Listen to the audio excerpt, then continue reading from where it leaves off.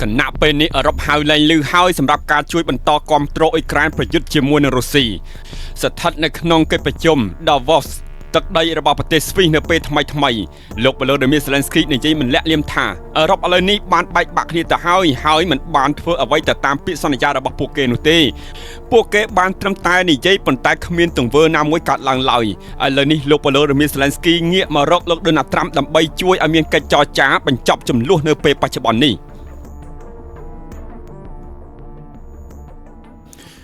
បាទសូមលំអរកាយនិងសូមស្វាគមន៍ទៅដល់ប្រិមិត្តកំពុងតែតាមដានស្ថានភាពជុំវិញពិភពលោកបាទអញ្ចឹងនៅក្នុងវីដេអូនេះខ្ញុំក៏សូមលើកនិយាយអំពីបញ្ហាសង្គ្រាមអ៊ុយក្រែននិងរុស្ស៊ីអស់រយៈពេល4ឆ្នាំនេះតើមើលឃើញថាអាចមានផ្លូវបញ្ចប់ដែរឬទេហើយអឺរ៉ុបឥឡូវនេះមានចំហយ៉ាងម៉េចបាទចំពោះអ៊ុយក្រែនហើយសហរដ្ឋអាមេរិកនេះយ៉ាងម៉េចដែរណាប្រិមិត្តបាទអញ្ចឹងសូមកលេចមកមើលនៅថ្ងៃទី22ខែមករាឆ្នាំ2026នៅក្នុងកិច្ចប្រជុំសេដ្ឋកិច្ចពិភពលោកក្នុងទីក្រុងដាវ៉ូសប្រទេសស្វីសបាទអញ្ចឹងនៅក្នុងនោះតួអង្គសំខាន់ដូចជាខាងអឺរ៉ុបមានប្រធានាធិបតីបារាំងនិងមានប្រធានាធិបតីផ្សេងទៀតហើយមានលោក Donald Trump លោក Volodymyr Zelensky ក៏មានវត្តមាននៅក្នុងនោះផងដែរអ្វីដែលគេបានលើកនិយាយនៅក្នុងកិច្ចប្រជុំនោះយ៉ាងច្រើនគេមិនបានលើកអំពីបញ្ហាសង្គ្រាមអ៊ុយក្រែននិងរុស្ស៊ីដែលអស់បន្លាយរ៉ាំរ៉ៃរហូតមកដល់ពេលនោះទេណាប្រិយមិត្តណាអឺរ៉ុបហាក់ដូចជាបាទចាប់ទុកថាសង្គ្រាមអ៊ុយក្រែនឥឡូវនេះបាទសង្គ្រាមរុស្ស៊ីដាក់មកលើអ៊ុយក្រែនឥឡូវនេះគឺដូចជារឿងធម្មតាទៅហើយបាទអ្វីដែលមិនធម្មតាសម្រាប់ពួកគេនោះគឺបញ្ហាពន្ធគយរបស់អាមេរិកដាក់ទៅលើអឺរ៉ុបបាទទាំងប្រមាណជា8ប្រទេសនឹងឯងហើយនឹងបញ្ហាដណ្ដើមកោះ Greenland គ្នានឹងឯងណាប្រិយមិត្តណាឈរលើចំណុចនេះគេបានមើលឃើញថាអឺរ៉ុបគឺបាទគិតតែកាពះខ្លួនឯងហើយបាទគឺឡើងគិតអំពីអ្វីដែលធ្លាប់សន្យាជាមួយនឹងអ៊ុយក្រែនអ្វីដែលពួកគេបានប្រឆាំងជាមួយនឹងរុស្ស៊ីពីមុនមកប្រឆាំងជាមួយនឹងផែនការមិនឲ្យអ៊ុយក្រែនចរចាពីមុនមកនោះឥឡូវនេះគឺយ៉ាងម៉េចប្រិមិត្តគឺអឺរ៉ុបបានបំភ្លេចវាអស់ហើយហាក់ដូចជាលែងសំខាន់ចំពោះគេអញ្ចឹងទេសម្រាប់លោក Volodymyr Zelensky កាលពីម្សិលមិញនឹងឯងបានធ្វើសេចក្តីថ្លែងការណ៍ហើយបានជួបបាទចរចានិយាយដល់ផ្ទាល់ជាមួយនឹងលោក Donald Trump និងបានផ្ដល់បទសម្ភាសន៍ទៅដល់អ្នកកាសែតផងដែរ Zelensky និយាយមិនលាក់លៀមនោះទេដោយនិយាយថាអឺរ៉ុបឥឡូវនេះគឺស្ថិតនៅក្នុងស្ថានភាពងងឹតនៅក្នុងន័យមានន័យថាបែកបាក់គ្នាទៅហើយណាប្រិយមិត្តណាអឺរ៉ុបអត់មានបាទទង្វើនោះទេអឺរ៉ុបបានត្រឹមតែនិយាយរហូតមកដល់ពេលនេះអ៊ុយក្រែនមិនទាន់បានទទួលអ្វីដែលធ្លាប់សន្យាជាមួយនឹងអ៊ុយក្រែនឡើយដូចជាទំហំទឹកប្រាក់បាទ90,000 លានដែលថាបាទរៃអង្គាសគ្នាឲ្យអ៊ុយក្រែនខ្ចីហ្នឹងឥឡូវនេះក៏មិនទាន់មានមកដល់ទឹកដីរបស់អ៊ុយក្រែនទៀតហើយបញ្ហាបាទទៅមើលលុយរបស់រុស្ស៊ីដែលបានបង្កក់ទុកអឺរ៉ុបក៏មិនហ៊ានប៉ះពាល់ទៀតបាទនៅក្នុងការជួយឲ្យអ៊ុយក្រែនមានលទ្ធភាពទិញអាវុធបន្តការតតាំងរហូតដល់ឆ្នាំ2027អ្វីត្រូវបានជាប់គាំងទាំងអស់ផងដែរដែលកាលពីម្សិលមិញបាទគឺរុស្ស៊ីដាក់អ៊ុយក្រែនបាទដាច់ភ្លើងពេញទីក្រុងគៀវតែម្ដងមិនថែមតែប៉ុណ្ណោះអ៊ុយក្រែនប្រឈមមុខនឹងបាត់បង់តំបន់2ថែមទៀតបាទគឺតំបន់ទីក្រុងខាគៀវហើយនិងតំបន់ហ្សាមីដែលលោកពូទីនបាននិយាយថាតំបន់ទាំងពីរនេះនឹងចាប់យកធ្វើជាតំបន់ទ្រនាប់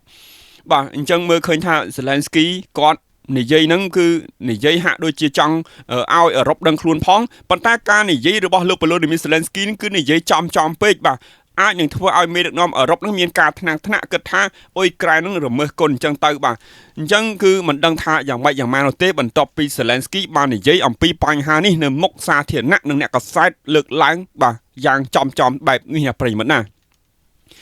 សម្រាប់អឺរ៉ុបបាទគឺដូចជាពាក្យសម្ដីរបស់លោក Donald Trump បាននិយាយអញ្ចឹងអឺរ៉ុបអ៊ុយក្រែនអត់អាមេរិកគឺมันអាចឈ្នះសង្គ្រាមរុស្ស៊ីនោះទេសម្រាប់គោលនយោបាយរបស់អាមេរិកគឺมันមានផែនការនៅក្នុងការជួយអ៊ុយក្រែនដណ្ដើមយកបាទទឹកដី4តំបន់នោះទេ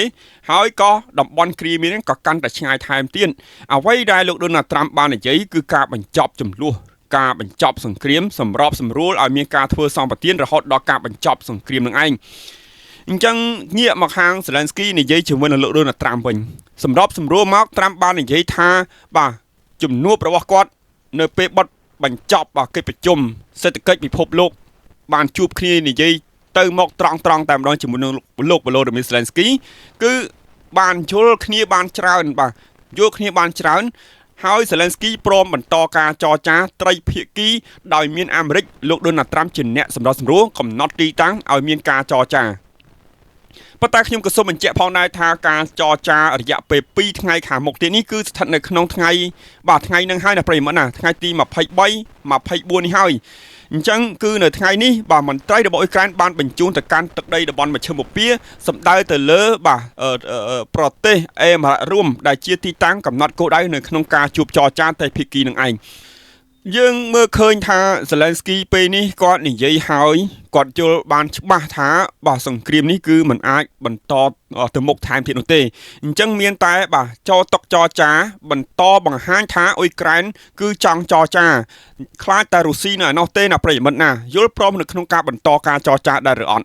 អញ្ចឹងអ៊ុយក្រែនឥឡូវនេះបានងាកមកពឹងអាមេរិកដើម្បីជួយសម្របសម្រួលឲ្យមានការចរចាបញ្ចប់ចំនួនហើយការចរចាហ្នឹងគឺថ្នាក់បច្ចេកទេសគឺការចរចាដោយមិននិយាយអំពីការកាត់ទឹកដីដោយលោកវ៉ាឡូឌីមៀរ ហ្សេឡែនស្គីបាននិយាយហើយថាអ៊ុយក្រែនឬក៏លោកនឹងមិនព្រមកាត់ទឹកដីឲ្យរុស្ស៊ីនោះទេអញ្ចឹងប្រិមិត្តប្រកាសជាឆ្ងល់ហើយនឹងសួរខ្ញុំបាទថាបើសិនជាចរចាចំណុចសំខាន់មិនបានសម្រេចផងហើយអាចឈានទៅដល់ការបញ្ចប់សង្គ្រាមនឹងដោយរបៀបណាខ្ញុំក៏សូមជម្រាបទៅវិញផងដែរថាអញ្ចេះសង្គ្រាមនឹងវាអាចចប់បានប៉ុន្តែចប់នៅក្នុងរបៀបយកគំរូដូចជាតំបន់គ្រីមៀអញ្ចឹងគ្រីមៀអ៊ុយក្រែនមិនទទួលស្គាល់នោះទេប៉ុន្តែគ្រីមៀស្ថិតនៅក្រោមការគ្រប់គ្រងរបស់រុស្ស៊ីដរាបណាអ៊ុយក្រែនអត់មានលទ្ធភាពតតាំងយកវានៅតែជាការគ្រប់គ្រងរបស់រុស្ស៊ីគ្រាន់តែអ៊ុយក្រែនមិនទទួលស្គាល់អញ្ចឹងទៅអញ្ចឹងការមិនទទួលស្គាល់របស់អ៊ុយក្រែនឬក៏លោកវ៉ាឡូឌីមៀរ ហ្សេឡែនស្គីនឹងអាចបន្ត10 20ឆ្នាំ30ឆ្នាំហើយរស់ដោយរបៀបហ្នឹងប៉ុន្តែបញ្ហាចំពោះមុខគឺបង្កើតបទច្បាញ់ការបញ្ឈប់សង្គ្រាមនឹងឯងការបញ្ឈប់សង្គ្រាមនឹងឯងអញ្ចឹងសង្គ្រាមនេះគឺវាបញ្ចប់ដោយរបៀបហ្នឹងបញ្ចប់ដោយរបៀបហ្នឹងនិយាយទៅការបញ្ចប់សង្គ្រាមរបៀបអ៊ុយក្រែននេះតាមការព្យាករណ៍របស់លោកខាងលិចវាស្តៀងគ្នាដូចជាស្ថានភាពរបស់កម្ពុជានិងចៅសៀមដូចគ្នាបេះបិទតែម្ដងណាប្រិយមិត្តណាអញ្ចឹងដរាបណាកម្ពុជាមានលទ្ធភាពតតាំងកម្ពុជាអាចយកមកវិញព្រោះតំបន់ដែលចៅសៀមរំលោភបំពាននោះគឺកម្ពុជាមិនទទួលស្គាល់នោះទេមិនទទួលស្គាល់នោះទេអញ្ចឹងខ្ញុំក៏សូមអានអត្ថបទបន្តិចតាក់ទងអំពីពាក្យសម្ដីរបស់លោកវ៉ាឡូឌីមៀរ ហ្សេឡែនស្គី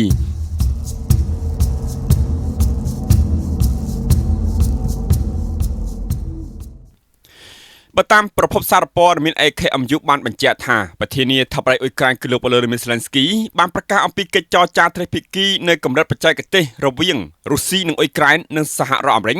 នឹងត្រូវធ្វើឡើងនៅក្នុងប្រទេសអារ៉ាប់រួមយោងទៅតាមលោកកិច្ចចរចានឹងចាប់ផ្ដើមនៅថ្ងៃសុក្រហើយរយៈពេល2ថ្ងៃតែប៉ុណ្ណោះព័ត៌មាននេះត្រូវបានផ្សព្វផ្សាយដោយប្រភព BBCសេចក្តីថ្លែងការណ៍នេះបានកើតឡើងបន្ទាប់ពីកិច្ចប្រជុំបន្ត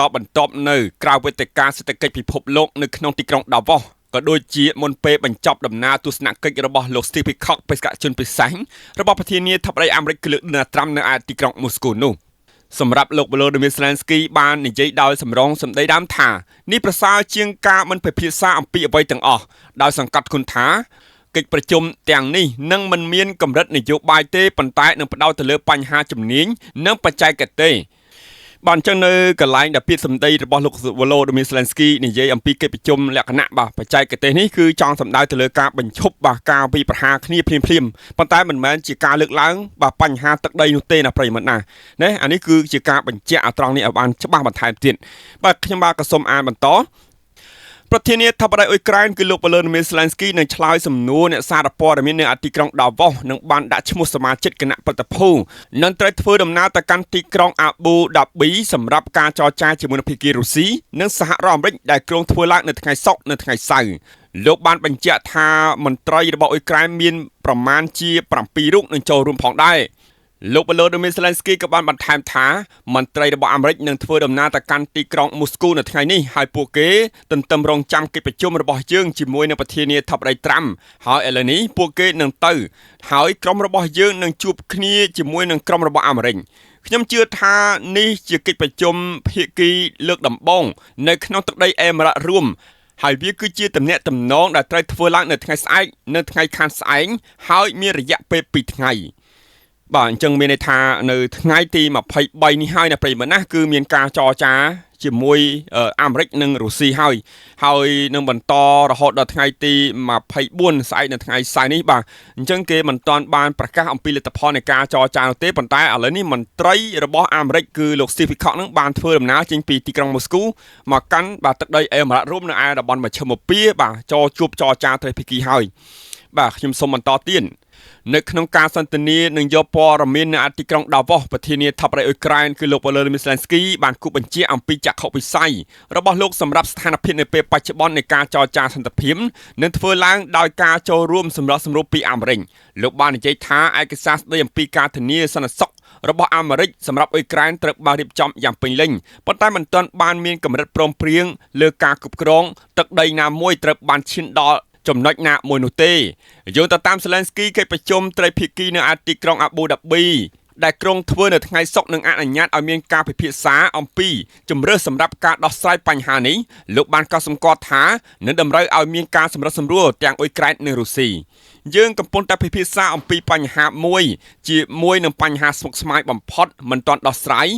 ហើយខ្ញុំគិតថាកិច្ចប្រជុំត្រីភាគីនឹងបង្ហាញជំរឿនទាំងអស់នេះតាមការដកស្រង់សម្ដីរបស់លោក Volodymyr Zelensky ដែលនិយាយជាភាសាអង់គ្លេស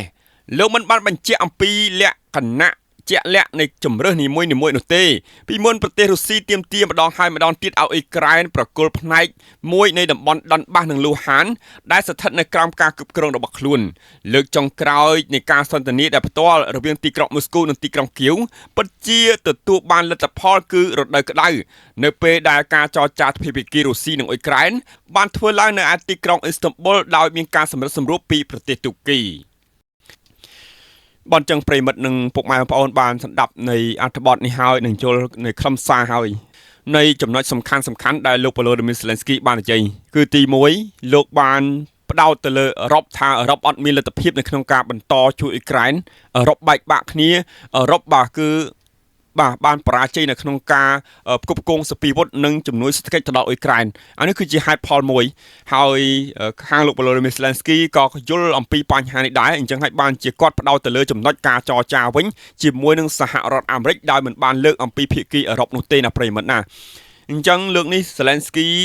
ចរចាកម្រិតបច្ចេកទេសបាទគឺអ៊ុយក្រែនចរចាកម្រិតបច្ចេកទេសជាមួយនឹងរុស្ស៊ីដែលមិននិយាយអំពីបញ្ហារឿងកាត់ទឹកដីឡើយដោយដឹងហើយថាអ៊ុយក្រែនគឺដាច់ខាតមិនទទួលយកការកាត់ទឹកដីបាទតែឲ្យរុស្ស៊ីបដូរយកជាមួយនឹងសន្តិភាពនោះទេប៉ុន្តែបញ្ហាចម្បងគឺអ៊ុយក្រែនសុំបញ្ចប់ចំនួនបញ្ចប់សង្គ្រាមបញ្ហាទឹកដីអ៊ុយក្រែនគឺនៅតែទទួលបាទថានោះគឺជាដីរបស់អ៊ុយក្រែនមិនមែនជាដីរបស់រុស្ស៊ីនោះទេក៏ទោះបីជាការបញ្ចប់ចំនួននេះបាទមានយោធារបស់រុស្ស៊ីឬក៏